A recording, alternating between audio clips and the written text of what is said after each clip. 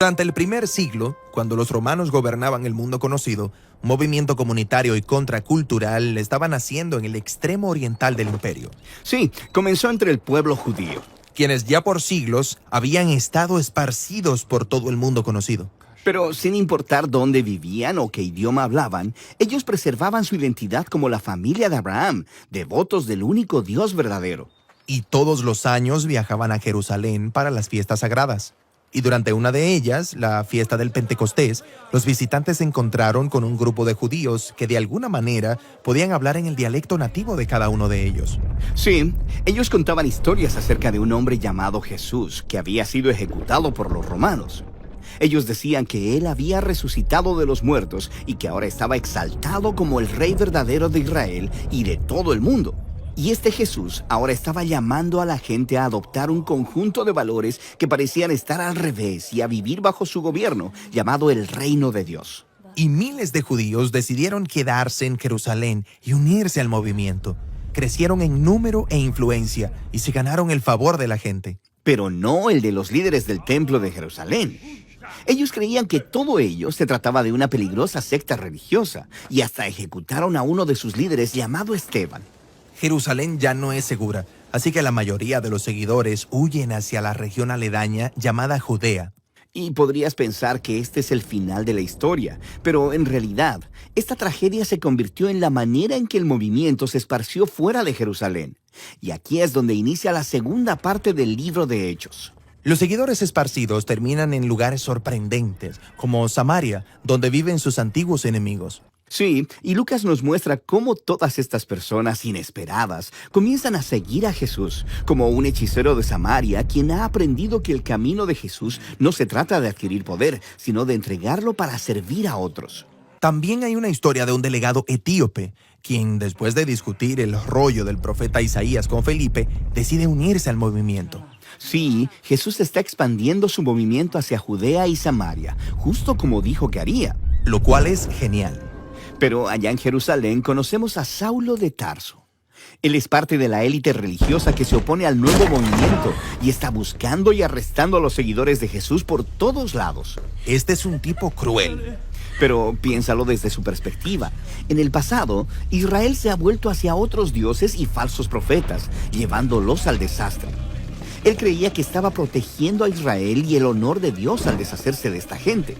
Y luego Saulo escucha que el movimiento se ha esparcido al norte de Damasco, así que se dirige hacia allá para encontrar y arrestar a más de sus seguidores. Y en el camino, Saulo tiene un súbito encuentro con el mismísimo Jesús resucitado. Jesús le pregunta a Saulo por qué pelea contra él y luego lo envía a representarlo frente a Israel y las naciones. Saulo está atónito y se queda sin palabras. Así que termina en Damasco, pero ahora está anunciando las buenas nuevas acerca del Jesús a quien recientemente estaba atacando. Nadie lo vio venir, ¿eh? Para nada, ni tampoco lo que vendría después. Allá en la ciudad portuaria de Cesarea había un centurión romano llamado Cornelio, y él representa todo lo que el pueblo judío odia sobre la ocupación romana. Un ángel se le aparece y le dice que busque a un hombre llamado Pedro. Así que Pedro llega y encuentra a Cornelio, sus amigos y su familia reunidos en su casa. Sí, y esto es un escándalo. Las personas judías no entran a las casas de las personas no judías para evitar la impureza ritual. ¿Qué va a hacer Pedro? Bueno, justo antes de esto, Pedro tuvo una visión. Dios puso delante de él un grupo de animales que su pueblo tenía prohibido comer, y luego Dios le dijo a Pedro, cómelos. Y esto es desconcertante para Pedro. Él dice, nunca he comido nada impuro. Y Dios responde, no llames impuro lo que yo he limpiado. Y eso es todo. La visión terminó. Así que Pedro va a iniciar una nueva dieta. No, él es un israelita y ha honrado estas leyes alimenticias tradicionales durante toda su vida. La visión lo estaba preparando para este momento, en el que se pararía enfrente de los impuros no israelitas, y él se da cuenta de que Dios está declarando que estas personas son parte de la familia de Abraham. Así que Pedro decide quedarse y decirles acerca de Jesús. Y el Espíritu Santo se manifiesta justo como lo hizo en el Pentecostés, pero ahora para un centurión romano y su familia no judía. el movimiento ha estallado. Así que, de regreso en Jerusalén, Pedro les está contando a los otros apóstoles acerca de lo que sucedió.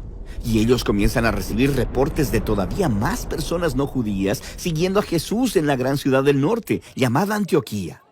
Así que ellos envían allá a un hombre llamado Bernabé para revisar cómo está todo. Bernabé descubre que el movimiento de Jesús en Antioquía está vivo y fuerte y que está formado por personas de todo el mundo. Así que Bernabé recluta a Saulo para venir y trabajar con él en Antioquía durante un año.